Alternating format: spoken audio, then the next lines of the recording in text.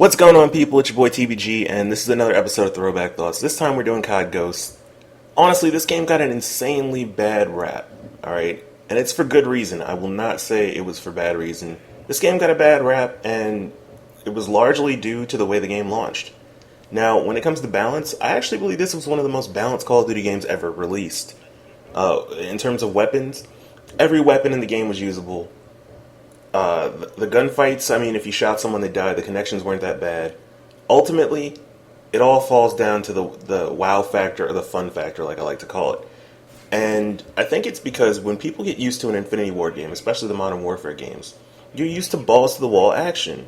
Now, this being the 9th Call of Duty game ever made, people are pretty burnt out on Call of Duty, and for this game to not have, insanely powerful kill streaks, something that feels rewarding when you play it, or even maps with, controlled gunfights, it kind of dulled the game.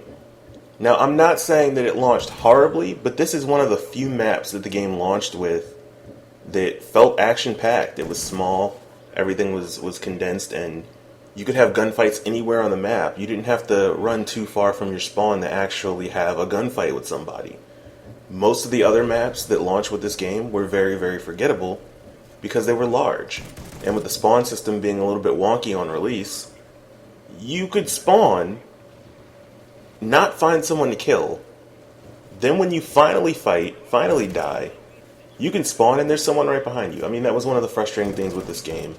And then, like I said before, to add underpowered kill streaks that really were not that much fun, it made the game dull on launch. And I think that was a bad move on Infinity Ward's part. And they realized it, but I think they realized it way too late. So the reason why this game got an insanely bad rap is because it wasn't until they started releasing DLC for the game that they realized they had to do something to make it stand out. Now, initially when this game was created, it was going to be Modern Warfare 4. But somewhere during production of the game, and I'm guessing it's because majority of the people at Infinity Ward are not the originals.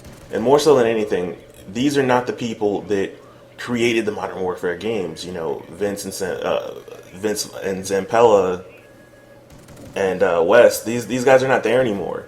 Robert Bowling's not there anymore. Majority of the original team are gone. They lost a lot of their development studio. So ultimately, you have this game made by a skeleton crew. I think they just wanted to come out with a safe title. They wanted to come out with something that would please everyone. People used to be upset about kill streaks. They used to say, oh, as soon as somebody gets like an AC-130, that's the game. Someone's dropping 20, 30 kills with their kill streaks. So they made the kill streaks not that powerful. The problem is that made it kind of dull. All weapons are usable. That's a good thing. Once again, I will always say that's a good thing. It's one of the reasons why I like the Infinity Ward games more than Treyarch games. In Treyarch games, you're limited to about 3 weapons. Everything else is underpowered, and you're going to lose gunfights even if you shoot first. But in Infinity Ward games, you normally, if you shoot first, you win a gunfight. No matter what weapon you use, it all falls down to who has the better reflexes. But, once again, with bad maps, this is what you get. So, this game got a bad rap. It really did. It was not my favorite Call of Duty, but it was definitely not my least favorite. I actually think it was the most balanced in a long time. I said that before, but I have to continue to repeat that because we've seen a lot of what the fuck moments in Call of Duty. In Black Ops 2, we had bullets that curved around corners, bad camera angles, gunfights that you couldn't win no matter how many bullets you put in someone, horrible connections. This game didn't have that issue. The issue this game had was bad spawns, bad kill streaks, too little too late. So, ultimately, when I do my review, my throwback thoughts for this, I have to say the story of Call of Duty Ghosts was too little too late. It took them way too long to realize that they needed to add new elements to the game to make people enjoy it, whether it was the rehashed maps like bringing back Dome, or, being able to play as Michael Myers and other stuff as kill streaks, the AC-130, things like that. These are things you should have had launch with the game.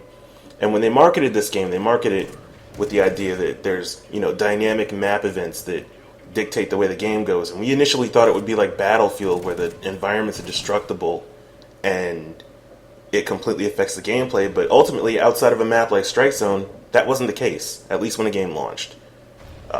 knocking down the gas station roof on Octane, it didn't really matter that much. None of those dynamic map events were important. The added mobility was fun, but it wasn't really necessary. So ultimately, this game was too little, too late. But I still think it was one of the most balanced Call of Duty games out there. It just did not have the fun factor. Let me know what you guys think if you actually enjoyed this game when it was out. It's been your boy TBG. This is another episode of Throwback Thoughts. We're going to keep these coming, so hope you enjoy it. Until next time, I'm out. Peace.